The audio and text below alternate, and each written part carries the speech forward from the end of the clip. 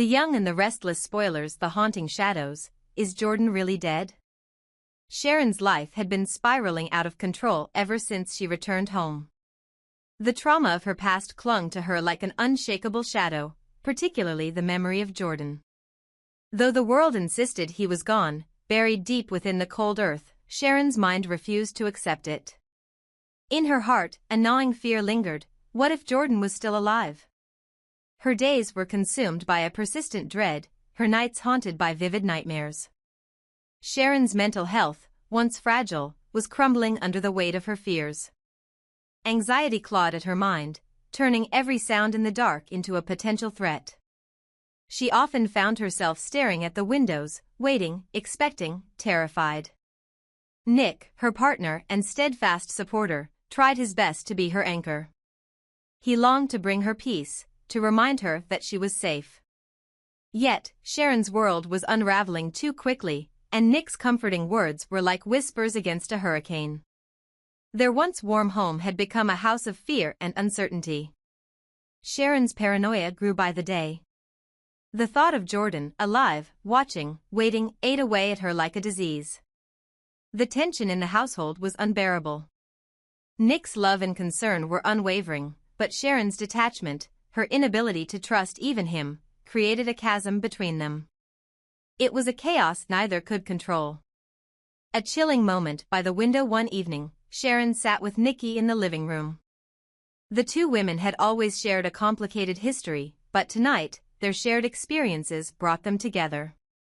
As Sharon spoke in hushed tones about her paranoia, Nikki offered quiet support, though even she could not ignore the growing unease in the air.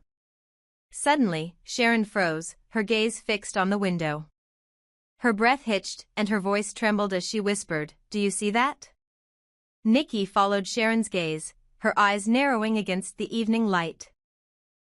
At first, she saw nothing but the shifting shadows of the trees outside. But then, it appeared. A figure, standing eerily still, half concealed by the edge of the window. The face. It was unmistakable. The figure's face bore an uncanny resemblance to Jordan's. The man who was supposed to be dead. Both women screamed in unison, their voices piercing the stillness of the evening. Their fear propelled them to the door, and they flung it open, running out into the fading daylight. But by the time they reached the spot where the figure had been standing, there was nothing. Only empty air and the faint rustle of leaves carried by the wind. Nikki turned to Sharon, her face pale and etched with confusion. "Did you see it too?" she whispered. Sharon, shaking, clutched her chest as though to still her racing heart. "Yes," she stammered, "it was him. It looked just like him." For a brief moment, the two women stood in silence, their eyes scanning the surroundings for any sign of the figure. But there was nothing. No footprints, no shadow, no trace. Had it been real, or were their minds playing tricks on them? The thin line between reality and madness, the sighting sent shockwaves through Sharon's already fragile psyche. Until now, it had been easy for those around her to dismiss her fears as hallucinations born of her declining mental health. After all, Sharon's history with mental illness was no secret. Her paranoia about Jordan was widely regarded as a manifestation of her trauma. But this time, it wasn't just Sharon who saw the figure. Nikki saw it too. This changed everything. If Sharon had been alone in her sighting, it could have been attributed to her imagination, a cruel trick of a fractured mind. But Nikki's reaction was genuine, her fear palpable. The fact that both women saw the same thing raised unsettling questions. Could Jordan really be alive? Had his supposed death been a lie, a carefully orchestrated deception? Or was it possible that someone who looked eerily like him was deliberately haunting Sharon, preying on her vulnerabilities? The questions swirled in Sharon's mind, blurring the line between reality and illusion. Nick, who had been trying so desperately to ground Sharon in reality, was now faced with the chilling possibility that her fears were not entirely unfounded. Is it a cruel joke, or something more? The sighting left the household in a state of heightened tension.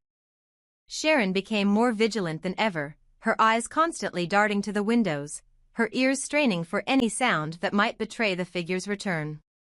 Nikki, though less willing to admit her fear, also found herself looking over her shoulder, wondering if Jordan, or his ghost, might appear again.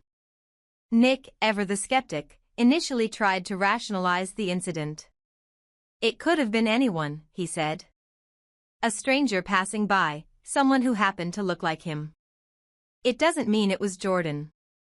But even he couldn't shake the nagging feeling that something was terribly wrong. The timing, the circumstances, the resemblance, it was all too precise, too deliberate. And then there was the lingering question, if Jordan is alive, why would he let himself be seen? Was he taunting Sharon?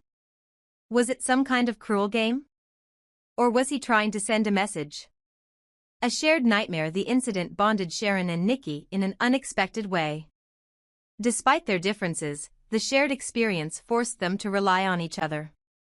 Both women were determined to uncover the truth, even if it meant confronting their darkest fears. As the days passed, Sharon began to wonder if the sighting was a warning. If Jordan was alive, he wouldn't stay in the shadows forever. The figure at the window felt like the beginning of something much larger, a storm waiting to break. For Nikki, the sighting brought back old memories of the pain and chaos Jordan had caused. She was determined not to let him destroy their lives again. "We'll figure this out," she told Sharon, though her voice betrayed her own uncertainty. The question remains. The sighting left everyone in Genoa City on edge.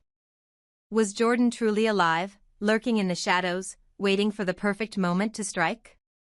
Or was it all an elaborate hallucination, a manifestation of Sharon's trauma that Nikki, in a moment of heightened emotion, had been drawn into? For now, the truth remains elusive.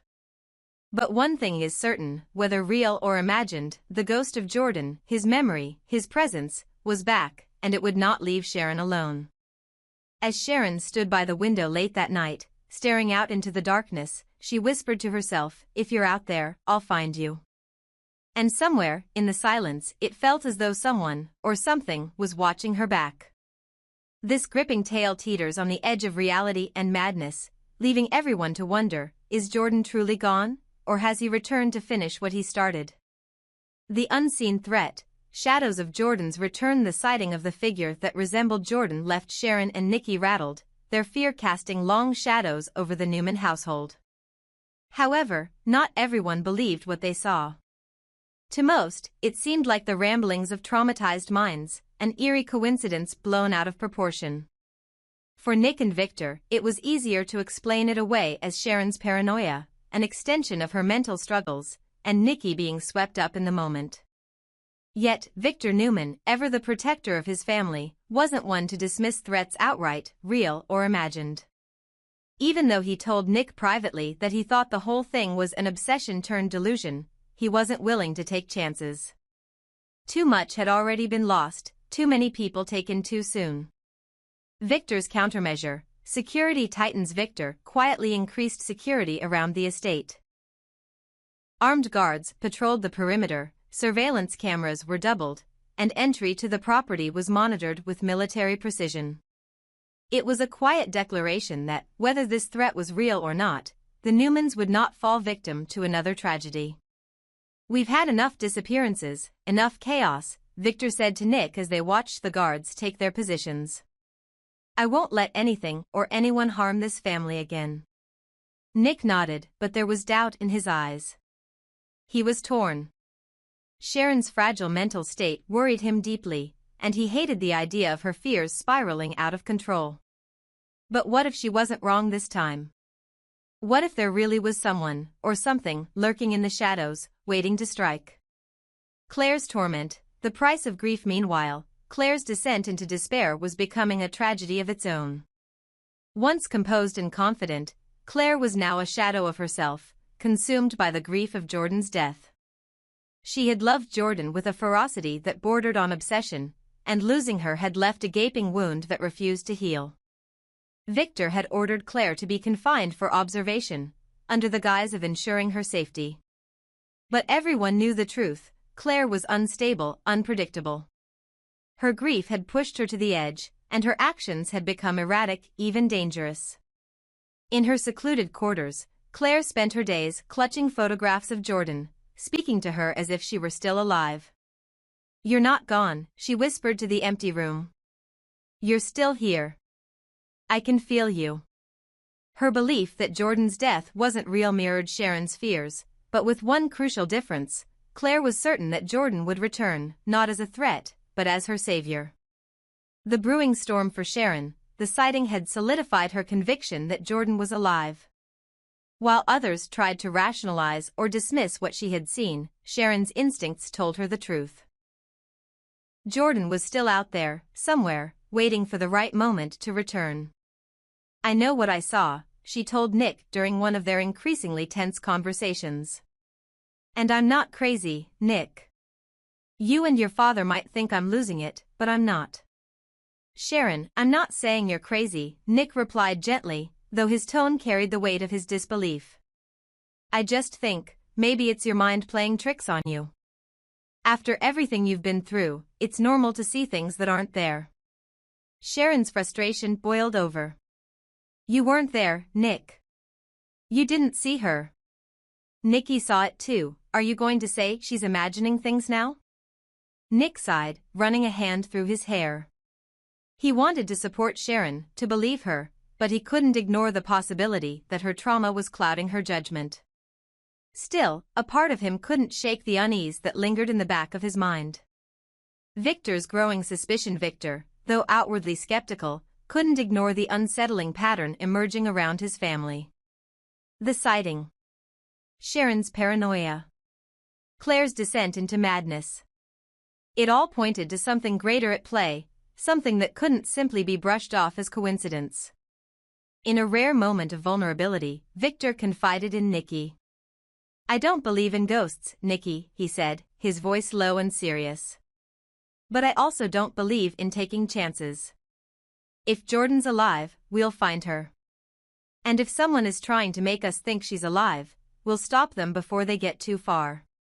Nikki, still shaken by what she had seen, could only nod. "Whatever it was," she whispered, "it felt real, Victor. Too real." Victor placed a reassuring hand on her shoulder. "We'll protect this family, Nikki. No one will harm us again."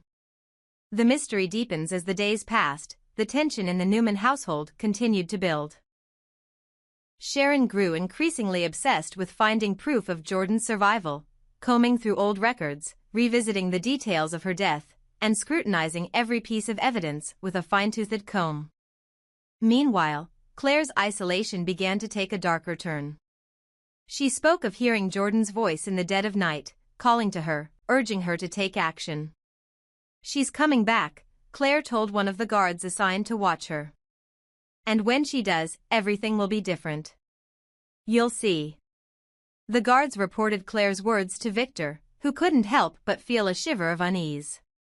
Was Claire simply unraveling under the weight of her grief, or did she know something the rest of them didn't? The question of revenge if Jordan was alive, the question on everyone's mind, was simple yet terrifying. Why? Why had she let the world believe she was dead?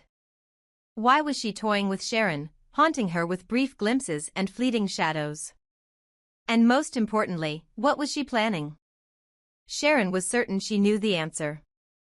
"It's revenge," she told Nikki during one of their late-night conversations. "She's coming back to finish what she started.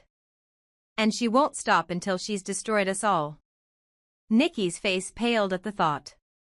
"We have to stop her," she said.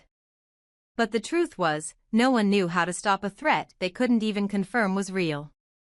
A looming threat as the Newman family braced themselves for whatever was coming. One thing was clear: whether Jordan was alive or dead, her presence, real or imagined, was tearing them apart. Sharon's paranoia, Claire's grief, and Victor's quiet determination to protect his family had created a powder keg of tension that could explode at any moment. And somewhere, in the shadows, the truth waited to reveal itself. Was Jordan truly alive, or had the ghosts of the past simply become too much for the Newman family to bear? Only time would tell. But one thing was certain: the storm was coming.